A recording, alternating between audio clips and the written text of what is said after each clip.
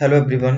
आज हम next topic करने वाले हैं बीएड पोर्शन का। एचपीपीजीटी की हम प्रिपरेशन कर रहे हैं। जो भी चैनल पे नए हैं वो चैनल को सब्सक्राइब कर लेंगे, ठीक है। द लर्निंग एनवायरनमेंट, ये हमने आज करना है, सीखने का माहौल। द लर्निंग एनवायरनमेंट जो है वो एक इम्पॉर्टेंट रोल जो है प्ले करता है, ठीक है। हमारा मतलब कि देखो, जब लर्निंग एनवायरनमेंट जो है वो अच्छा होगा, सही होगा, तो आपका जो है वो लर्नर जो है वो अच्छे से जो है वो सीखेंगे, ठीक है। तो लर्निंग एनवायरनमेंट जो है वो आपका डिपेंड करता है, आपका मतलब कि फिजिकल एनवायरनमेंट कैसा है, सोशल एनवायरनमेंट कैसा है, इमोशनल कैसा है, पेडागोजिकल फैक्टर जो है, ये सारी चीज़ें जो है वो इन्फ्लुएंस करती है, प्रभावित करती है हमारी लर्निंग को। तो देखते हैं कि लर्निंग एनवायरनमेंट में फर्स्ट हम देखते हैं कि फिजिकल एनवायरनमेंट। अब फिजिकल एनवायरनमेंट में देखें तो एक क्लास है, और क्लास में जो है वो क्या क्या चीज़ें अवेलेबल होनी चाहिए। तो एक डेस्क मतलब बैठने के लिए होना चाहिए, ब्लैक बोर्ड होना चाहिए, चाक होनी चाहिए, ठीक है, ये सारी चीज़ें, या प्रोजेक्टर वगैरह लगा होना चाहिए। तो एक सिटिंग अरेंजमेंट सही होना चाहिए, ठीक है। डेस्क वगैरह, इंस्ट्रक्शनल मटेरियल जो है वो होना चाहिए, टीचिंग एड्स जो है वो वहाँ पर होनी चाहिए। A well organised and flexible layout accommodates various teaching style and promotes collaboration. मतलब कि एक वेल ऑर्गेनाइज्ड क्लासरूम स्ट्रक्चर होगा तो वो उससे जो है वो टीचिंग लर्निंग प्रोसेस जो है वो सही बनेगी, लर्निंग जो है वो अच्छे से, आउटकम जो है वो अच्छे से अचीव होंगे। नेक्स्ट आता है लाइटिंग एंड वेंटिलेशन। तो ये भी आपका क्लासरूम है। फिजिकल एनवायरनमेंट तो हमने क्रिएट कर दिया, मतलब डेस्क वगैरह लगा दिए, ये सारी चीज़ें। तो लाइटनिंग वेंटिलेशन भी होनी चाहिए, बाहर का जो है वो हवा भी आए, साथ में जो है वो वेंटिलेशन जो है वो मतलब वेंटिलेशन भी हो, कि लाइट भी बाहर की जो है वो अंदर पड़े, ठीक है। तो ये सारी चीज़ें जो है वो लाइटनिंग एंड वेंटिलेशन जो है वो होनी चाहिए। Adequate lightning and ventilation contribute to a comfortable and conducive learning atmosphere. मतलब ये दोनों चीज़ें जो है वो आपका लर्निंग एटमॉस्फेयर को जो है वो और अच्छा बनाएंगी, और लर्नर जो है वो स्टडी में एंगेज रहेंगे। Natural light, proper air condition and comfortable temperatures enhance students focus on wellbeing. तो मतलब जब हम मतलब सही से सारी चीज़ें मेंटेन होके चलेंगे तो हमारा फोकस जो है वो स्टडी में बनेगा। और अगर ऐसा नहीं होगा, एयर कंडीशनिंग वगैरह, जब बहुत ज़्यादा गर्मी लगेगी तब भी नहीं पढ़ पाएंगे, ठीक है। तो ये सारी चीज़ें जो है वो सही होनी चाहिए। नेक्स्ट है resources and material, access to relevant resources such as. अब क्या क्या रिसोर्सेज जो है वो क्लासरूम में होने चाहिए, टेक्स्ट बुक्स होनी चाहिए, टेक्नोलॉजी वगैरह, एजुकेशनल टूल्स होने चाहिए, सपोर्ट डाइवर्स लर्निंग स्टाइल्स जो है उसके लिए वो सपोर्ट करते हैं। Technology integration, it plays important role. अब टेक्नोलॉजी का रोल जो है सबसे इंपॉर्टेंट है। कंप्यूटर्स वगैरह होने चाहिए, प्रोजेक्टर्स होने चाहिए, ठीक है। डिजिटल लर्निंग मतलब कि उनको जो है वो प्रोजेक्टर पर वहाँ पर स्लाइड्स वगैरह के थ्रू या पीपीटी के थ्रू जो है वो पढ़ाया जाए। ये सारी चीज़ें जो है वो एजुकेशनल सॉफ्टवेयर हो गया। Enhance instructional delivery and encourages interactive learning को जो है ये एनकरेज करते हैं। नेक्स्ट बात करें तो सोशल एनवायरनमेंट, सामाजिक वातावरण। हमारा जो सामाजिक वातावरण है वो भी जो है वो प्रभावित करता है लर्निंग को। तो क्लासरूम कल्चर जो है वो भी कैसा होना चाहिए, अच्छा होना चाहिए, नॉर्म्स एंड वैल्यूज के अकॉर्डिंग होना चाहिए। सही मतलब एक दूसरे को जो है वो कॉपरेट करके जो है वो चलें, ठीक है। Positive and inclusive culture promote collaboration. एक positive culture and inclusive culture जो है बोलते क्या करता है, प्रमोट्स कोलैबोरेशन को प्रमोट्स करता है, respect and sense of belongingness, ये सारी चीज़ें होनी चाहिए। नेक्स्ट आता है टीचर स्टूडेंट रिलेशनशिप। तो ये जो आपका टीचर स्टूडेंट रिलेशनशिप जो है वो आपका स्ट्रॉन्ग एंड सपोर्टिव रिलेशनशिप्स होने चाहिए between the teacher and students, and जिससे क्या होगा, आपका फोस्टर ट्रस्ट बनेगा, एंगेजमेंट रहेगी, और ज़्यादा से ज़्यादा मतलब स्टडी में स्टूडेंट्स भी एंगेज होंगे, टीचर भी जो है पढ़ाने में एंगेज होंगे, and a positive attitude towards learning जो है वो बनेगा।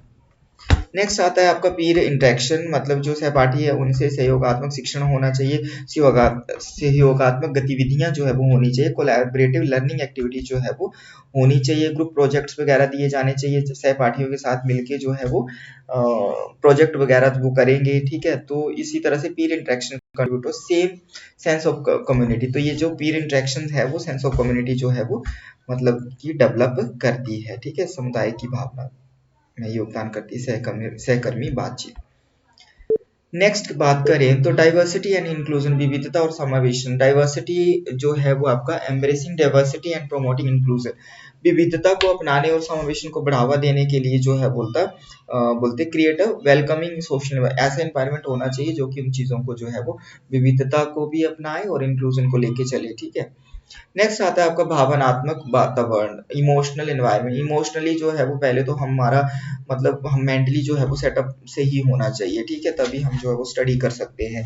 तो a supportive and emotionally safe environment होना चाहिए, allow students to express themselves without fear and मतलब कि अब डर ना हो बच्चों में, तभी जो है वो अपने वो क्वेश्चन पूछ पाएंगे और विदाउट फियर जो है वो पढ़ पाएंगे। Emotional safety enhance students willingness to take risk, share ideas and मतलब कि वो आइडियाज वगैरह शेयर करें। एक तरह से फ्रीडम होनी चाहिए, एंगेज इन द डिस्कशन में एंगेज रहें स्टूडेंट, उनको दबा के नहीं रखना इमोशनली, मतलब उनको इमोशनली ब्लैकमेल नहीं करना है, उनको कुछ ऐसी चीजें नहीं बोलनी है जिससे कि जो उनको बुरा लगे, ठीक है। तो एक अच्छा एनवायरनमेंट क्रिएट करके चलना है। नेक्स्ट आता है क्लासरूम मैनेजमेंट, कक्षा प्रबंधन। क्लासरूम मैनेजमेंट जो है वो भी सही होना चाहिए, इफेक्टिव क्लासरूम मैनेजमेंट स्ट्रेटेजी अपनानी चाहिए, और इफेक्टिव क्लासरूम मैनेजमेंट रहेगा तो लर्निंग आउटकम्स जो है वो अचीव अच्छे से होंगे। माइंडफुलनेस एंड वेलबींग, दिमागीपन और कल्याण। माइंडफुलनेस एंड वेलबींग मतलब कि हमारा दिमाग जो है वो शांत होना चाहिए, स्ट्रेसफुल नहीं होना चाहिए। एड्रेसिंग या मेंटल हेल्थ प्रोमोट्स, हमारी मेंटल हेल्थ जो है वो अच्छी होनी चाहिए, और मेंटल हेल्थ अच्छी होगी तो वो क्या करेगी, इमोशनल वेलबींग हमारा सही रहेगा तो हमारे लर्निंग आउटकम्स भी आएंगे, मतलब कि हमारा स्टडी में हम ज़्यादा एंगेज रहेंगे। नेक्स्ट आता है पेडागॉजिकल एनवायरनमेंट, शैक्षणिक वातावरण। शैक्षणिक वातावरण जो है वो कैसा होना चाहिए, teaching methods and strategies impact pedagogical. अब यहाँ पर क्या आता है आपका टीचिंग मेथड्स एंड स्ट्रेटजीज, तो ऐसी टीचिंग स्ट्रेटजीज एंड मेथड अपनाए जाएं जिसके थ्रू जो है वो लर्नर जो है वो ज़्यादा से ज़्यादा लर्निंग में एंगेज रहे। नेक्स्ट आता है करिकुलम डिज़ाइन, ऐसा करिकुलम डिज़ाइन होना चाहिए जो कि मतलब कि एजुकेशनल स्टैंडर्ड के अकॉर्डिंग हो, ऑब्जेक्टिव्स हो उसमें, रियल वर्ल्ड एप्लीकेशन से रिलेटेड हो, पेडागॉजिकल एनवायरनमेंट जो है वो अच्छा हो, एंड वेल स्ट्रक्चर्ड करिकुलम जो है वो होना चाहिए। अगर वेल स्ट्रक्चर्ड करिकुलम होगा तो वो सपोर्ट करेगा मीनिंगफुल लर्निंग एक्सपीरियंसेस के लिए। नेक्स्ट आता है feedback and assessment. Feedback and assessment दी जानी चाहिए टाइमली, मतलब कि अगर देखो पढ़ाया जा रहा है, टीचर पढ़ा रहा है और स्टूडेंट पढ़ रहे हैं, तो उनको जो है वो फीडबैक एंड असेसमेंट भी जरूरी है। तो फीडबैक लेना है कितना उन्होंने सीखा, एंड असेसमेंट के थ्रू जो है वो उनको मार्क्स वगैरह देके इस तरह से जो है वो उनका मूल्यांकन जो है वो किया जा सकता है। नेक्स्ट आता है कल्चरल एनवायरनमेंट, सांस्कृतिक वातावरण। सांस्कृतिक डाइवर्सिटी ऑफ कल्चर होता है तो सबको जो है वो साथ में लेके चलना है। Acknowledging the acknowledging and respecting cultural diversity, वही चीज आ गई कि डिफरेंट कल्चर्स के बच्चे होते हैं तो डिफरेंट कल्चर को जो है वो साथ स्वीकार करना है और रिस्पेक्ट करनी है, तो ये सारा जो है वो लर्निंग में रहता है। Cultural environment inclusive practices and representation in instructional material. Next आता है ग्लोबल पर्सपेक्टिव। ग्लोबल पर्सपेक्टिव से क्या होगा कि आपका वर्ल्ड के बारे में जो है वो पता चलेगा। ग्लोबलाइज्ड लर्निंग एनवायरनमेंट जो है वो क्रिएट होगा तो प्रिपेयर वो क्या करेगा, prepare student to navigate the interconnected world, वो वर्ल्ड के साथ जो है वो इंटरकनेक्टेड रहेंगे, वर्ल्ड के तथ्यों के बारे में भी जानेंगे। लैंग्वेज कंसिडरेशंस, भाषा संबंधी जो है वो विचार जो होने चाहिए। लैंग्वेज कंसिडरेशंस मतलब डिफरेंट लैंग्वेज को जो है वो लेके चलना है, सबको एक्सेप्ट करना है। बाइलिंगुअलिज्म हो सकता है, मल्टीलिंगुअल रिसोर्सेज हो सकते हैं, एंड लैंग्वेज सपोर्ट सिस्टम जो है वो एनहांस करेगा लर्निंग अपॉर्चुनिटीज को। नेक्स्ट आता है आपका एनवायरमेंटल डिजाइन, पर्यावरण डिजाइन। एनवायरमेंटल डिजाइन की अगर हम बात करें तो आउटडोर एंड नेचर स्पेसेस, बाहरी और प्राकृतिक स्थान जो है वो कैसा है, मतलब बाहरी और प्राकृतिक, नेचर स्पेस कैसा है एंड आउटडोर। तो अगर आउटडोर एंड नेचर स्पेस क्या करता है, प्रोवाइड करता है opportunities for experiential and environmental education. Outdoor learning environments contribute करता है फिजिकल। इंडोर जो है वो आपका मतलब आपका जो नेचर एंड स्पेस प्रोवाइड है opportunities for experiential and environmental education. Outdoor अगर लर्निंग एनवायरनमेंट्स की बात करें तो ये कंट्रीब्यूट करता है फिजिकल वेलबींग में and engagement with the natural world.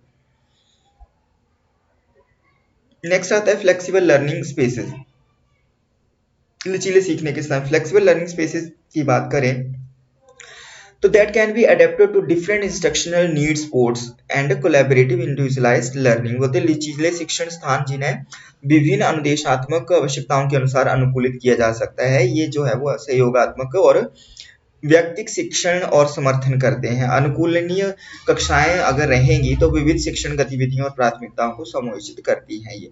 Creative spaces, रचनात्मक स्थान जो है वो होना चाहिए। इनकॉर्पोरेटेड क्रिएटिव स्पेसेस रहेंगे तो such as art studios, maker spaces are, innovation labs होनी चाहिए, supports, creative expression and hand on learning and exploration, ये सारी चीजें। कम्युनिटी कनेक्शन, सामुदायिक कनेक्शन, मतलब कि कम्युनिटी के साथ अच्छे कनेक्शन होने, कम्युनिटी एंगेजमेंट। अब कम्युनिटी एंगेजमेंट होगी तो एक दूसरे से जो इंटरेक्शंस के थ्रू जो है वो सीखते हैं। इसमें कम्युनिटी एंगेजमेंट कैसे आएगी कि पार्टनरशिप विद कम्युनिटी ऑर्गेनाइजेशंस के साथ पार्टनरशिप होना चाहिए, गेस्ट स्पीकर्स बुलाए जाने चाहिए, फील्ड ट्रिप्स होना चाहिए, ठीक है। Contribute to the community engagement learning environment में ये कंट्रीब्यूट करते हैं। तो ये सारे लर्निंग एनवायरनमेंट में चीजें आती है। पेरेंटल इन्वॉल्वमेंटल, पेरेंट्स की भी जो है वो लर्निंग प्रोसेस में अगर इन्वॉल्वमेंट रहेगी तो उसको भी जो है आगे फोस्टर करेगा, वो बढ़ाएगा। Collaboration between the home and school होना चाहिए, पेरेंट भी इन्वॉल्व होने चाहिए, पेरेंट टीचर मीटिंग्स होनी चाहिए। तो इस तरह वॉलेंटली भी जो है वो इन्वॉल्व होने चाहिए, उससे भी लर्निंग एजुकेशनल एनवायरनमेंट जो है वो मतलब अच्छा बनेगा और उनको पता चलेगा कि किस तरह से जो है वो हमारे बच्चे जो है वो परफॉर्म करें। नेक्स्ट आता है टेक्नोलॉजिकल एनवायरनमेंट, तकनीकी वातावरण जो है वो अच्छा होना चाहिए। इसमें डिजिटल रिसोर्सेज आ जाएंगे, ऑनलाइन प्लेटफॉर्म आएगा एंड एजुकेशनल टेक्नोलॉजी टूल्स आएंगे, ठीक है। अब टेक्नोलॉजी इंटीग्रेशन होगा तो क्या होगा, वो इंटरेक्टिव लर्निंग में, कोलैबोरेशन में जो है वो सपोर्ट करेगा। नेक्स्ट आता है virtual learning environments. Virtual learning environments की अगर हम बात करें तो इसमें online classroom and blended learning approaches जो है वो आएंगे, जो कि प्रोवाइड करते हैं फ्लेक्सिबिलिटी एंड एक्सेसिबिलिटी, ठीक है। And virtual environment support the remote learning and extend educational, ये आपका रिमोट लर्निंग को जो है वो एक्सटेंड प्रमोट करते हैं एंड सपोर्ट करते हैं एंड एक्सटेंड करते हैं educational opportunity beyond the traditional settings. Next आता है सेफ्टी एंड सिक्योरिटी, बचाव और सुरक्षा। तो फिजिकल सेफ्टी एंड सिक्योरिटी जो है वो होनी चाहिए। फिजिकल सेफ्टी की अगर हम बात करें तो फिजिकल सेफ एनवायरनमेंट इंक्लूड्स, उसमें क्या क्या चीजें आती है, emergency preparedness, secure facilities, adherence to safety protocols. Safe environment रहेगा बोलते तो स्टूडेंट्स जो है वो वेलबींग एंड फोकस्ड लर्निंग भी रहेगी, ठीक है। इमोशनल सिक्योरिटी, भावनात्मक सुरक्षा जो है वो भी होनी चाहिए। भावनात्मक सुरक्षा, इमोशनल सेफ्टी की बात करें तो अगर इमोशनल सेफ्टी होगी that support the students for facing challenges, उससे क्या होगा कि स्टूडेंट जो है वो आपका चैलेंजेस को फेस करने में सपोर्ट करेगा and stressors contribute to the emotional security and a supportive and empathetic environment foster emotional well-being। तो एक सहायक और सहानुभूतिपूर्ण वातावरण भावनात्मक कल्याण को बोलते बढ़ावा देता है। नेक्स्ट आता है निरंतर सुधार, कंटिन्यूस इंप्रूवमेंट जो है वो लर्निंग एनवायरनमेंट में होनी चाहिए। ऑनगोइंग प्रोफेशनल डेवलपमेंट जो है वो के साथ साथ कंटिन्यूस जो है वो मतलब आपका इंप्रूवमेंट होनी चाहिए, ठीक है। कंट्रीब्यूट और डायनामिक लर्निंग एनवायरनमेंट में ये कंट्रीब्यूट करते हैं। Training in innovative instructional practices हो गया, टेक्नोलॉजी इंटीग्रेशन हो गया and pedagogical advancements enhance the teaching effectiveness. Reflective practices होनी चाहिए, चिंतनशील अभ्यास, मतलब कि जो पढ़ा है उसके साथ साथ रिफ्लेक्टिव प्रैक्टिसेस भी उसको विचार भी करें, ठीक है। Encourage reflective practices among teachers and students, promotes the continuous improvements, reflecting on teaching methods and learning experiences and outcome sports growth and refinement of the learning environment। Next आता है आपका स्टूडेंट ऑटोनॉमी, छात्र स्वायत्तता। इसके लिए जो है वो सेल्फ डायरेक्टेड लर्निंग होनी चाहिए, मतलब कि चाइल्ड सेंटर्ड अप्रोच होनी चाहिए। तो ये कि अगर एनकरेजिंग, अगर इस तरह से सेल्फ डायरेक्टेड लर्निंग होगी तो वो क्या एनकरेज करेगी, self directed learning empower student to take ownership to their education, मतलब कि वो खुद से ही इन्वॉल्व रहेंगे एजुकेशन में, सीखने में एंड प्रोवाइडिंग ऑटोनॉमी, उनको स्वतंत्रता प्रोवाइड करवाएगी। प्रोजेक्ट्स वगैरह, learning choices, projects and goal promotes the motivation and sense of responsibility आएगी। नेक्स्ट है आपका सपोर्टिव सर्विसेज, समर्थन सेवाएं। समर्थन सेवाओं की बात करें तो इसमें जो है counselling and guidance and counselling होनी चाहिए एंड स्पेशल एजुकेशन सर्विसेज जो है वो देयर शुड बी आल्सो मतलब also be provided। तो एक्सेस टू काउंसलिंग हो गया आपका, मेंटल हेल्थ सपोर्ट हो गया एंड स्पेशल एजुकेशन सर्विसेज जो है वो क्या कंट्रीब्यूट करती है, contribute to a comprehensive learning environment में ये कंट्रीब्यूट करती है एंड साथ में providing additional support services address individual needs and promotes inclusive education. Next आता है आपका सस्टेनेबिलिटी प्रैक्टिसेस, अस्थिरता अभ्यास। तो अस्थिरता अभ्यास में स्थिरता अभ्यास, सस्टेनेबिलिटी प्रैक्टिसेस, ठीक है। सस्टेनेबिलिटी प्रैक्टिसेस, धारणीय अभ्यास। इसमें धारणीय अभ्यास में क्या रहेगा, पर्यावरणीय स्थिरता भी बोल सकते हैं। एनवायरमेंटल सस्टेनेबिलिटी की अगर बात करें, पर्यावरण धारणीयता की अगर हम बात करें तो ये क्या करती है कि integrating environmental sustainability practices such as recycling programs होने चाहिए, मतलब कि एनवायरनमेंट को भी जो है वो सस्टेन करके बचा के चलना है, ठीक है। सस्टेनेबिलिटी में हम ये समझ लेते हैं ना कि हमें प्रेजेंट की हम चीज़ों को यूज़ कर रहे हैं तो वो उनको जो है वो फ्यूचर के लिए भी बचा के रखना है, ठीक है। इस तरह से रिसोर्सेज का यूज़ करना है ताकि वो नेक्स्ट जनरेशन के लिए भी प्रिजर्व रहे। तो energy efficient measures and eco friendly initiatives होने चाहिए। एनवायरनमेंट के साथ मिलके चलना है और हार्म नहीं करना है, रिसोर्सेज को बचा के रखना है, जितना जरूरी है उतना ही यूज करना है। तो वो क्या करेगा, प्रमोट्स अवेयरनेस होनी चाहिए उससे related and responsibility towards the environment. Next है आपका, नेक्स्ट है furniture and classroom decor, furniture और कक्षा की सजावट। अब क्लासरूम एनवायरनमेंट में जो है वो ये भी डिपेंड करता है कि हमारा जो है वो फर्नीचर वहाँ पर कैसा है और क्लासरूम क्या सजावट है या नहीं। तो क्लासरूम भी जो है वो अच्छे से सजावट ही होना चाहिए। फर्नीचर की बात करें तो मतलब हमारे डेस्क वगैरह, ठीक है। तो ये सारी चीजें जो है वो सपोर्ट करती हैं हमारे लर्निंग एनवायरनमेंट में, ठीक है। नेक्स्ट आता है क्लासरूम डिकोर, कक्षा की सजावट भी जो है वो अच्छे से होनी चाहिए। वहाँ पर बोर्ड वगैरह लगा है, जो क्लास बोर्ड है, मतलब साइड में एक एक्टिविटी बोर्ड होता है, ठीक है, तो वो भी अच्छे से जो है वो डेकोरेटेड होना चाहिए। टाइम मैनेजमेंट, समय प्रबंधन, समय प्रबंधन सबसे इंपॉर्टेंट है कि टाइम मैनेजमेंट जो है वो जरूरी है। स्ट्रक्चर शेड्यूल के लिए होना चाहिए, well organised and structure schedule होगा तो इफेक्टिव टाइम मैनेजमेंट होगी and clear routine and expectations with students and educators make the most instructional time. Next आता है आपका रियल वर्ल्ड कनेक्शन, वास्तविक विश्व कनेक्शन जो होना चाहिए। इन इंडस्ट्री पार्टनरशिप, इसमें क्या है, establishing partnership with industries and professional in relevant field provides real world connection के, मतलब रियल वर्ल्ड कनेक्शन होने चाहिए, मतलब आपका वास्तविक दुनिया के साथ जो कनेक्शन बनाना। तो वास्तविक दुनिया के साथ कनेक्शन का मतलब ये है कि फील्ड ट्रिप वगैरह और उनको रियलिटी से अनुभव करवाना। जैसे कोई प्रोजेक्ट है तो वहाँ ले जाके जो है वो, जैसे इंडस्ट्री के बारे में है, बैंक के बारे में है, तो वहाँ पर ले जाके बच्चों का विजिट करवाना, छात्रों को उनकी शिक्षा के व्यवहारिक अनुप्रयोगों से अवगत कराने से प्रेरणा और करियर की तैयारी बढ़ती है। होलिस्टिक अप्रोच, समग्र दृष्टिकोण, इमोशनल हो गया, इंटेलेक्चुअल हो गया, सोशल हो गया, फिजिकल एस्पेक्ट, सबको साथ में लेके चलना। All round development of the child and rounded and life learner learning process. Next is flexibility and adaptability, नमनीयता और अनुकूलनीयता। अडेप्टेबल लर्निंग स्पेसेस जो है वो अगर होंगे तो the ability to adapt learning spaces, methods and resources according to evolving educational needs contribute to flex, मतलब क्या है कि बढ़ती शैक्षणिक आवश्यकताओं के अनुसार बोलते सीखने के स्थानों, विधियों और संसाधनों को अनुकूलित करने की क्षमता लचीलेपन में योगदान करती है। नेक्स्ट आता है रिसर्च ऑर्गेनाइजेशन, रिसर्च ऑर्गेनाइजेशन जो होनी चाहिए, ज्यादा से ज्यादा रिसर्च होनी चाहिए। रिसर्च होगा तो रिसर्च के बाद जो आपके रिजल्ट्स आएंगे उसको इम्प्लीमेंट करके जो है वो लर्निंग आउटकम और अच्छे से अचीव होंगे और अच्छे से सीखेंगे। तो उससे क्या होगा, इंक्वायरी बेस्ड लर्निंग को ये प्रमोट करता है। पॉजिटिव रीइंफोर्समेंट, बच्चों को रीइंफोर्समेंट तो कैसी होनी चाहिए, पॉजिटिव रिकॉग्निशन, रिवार्ड्स जो है वो उनको दिए जाने चाहिए। कोई अच्छा कर रहा है तो उनको जो है वो रिवार्ड्स जो है वो प्रोवाइड होने चाहिए, अगर नहीं को कर रहा है तो उसको थोड़ा सा पनिशमेंट भी हो। नेक्स्ट आता है कम्युनिकेशन चैनल्स, कम्युनिकेशन चैनल्स में आपका आता है इफेक्टिव कम्युनिकेशन होनी चाहिए, ओपन एंड इफेक्टिव कम्युनिकेशन होगी। Open and effective communication channels होंगे बिटवीन द, वो क्या हेल्प करते हैं between the educators, students and parents के बीच में, और जो है एक transparent and supportive learning environment जो है वो क्रिएट करते हैं।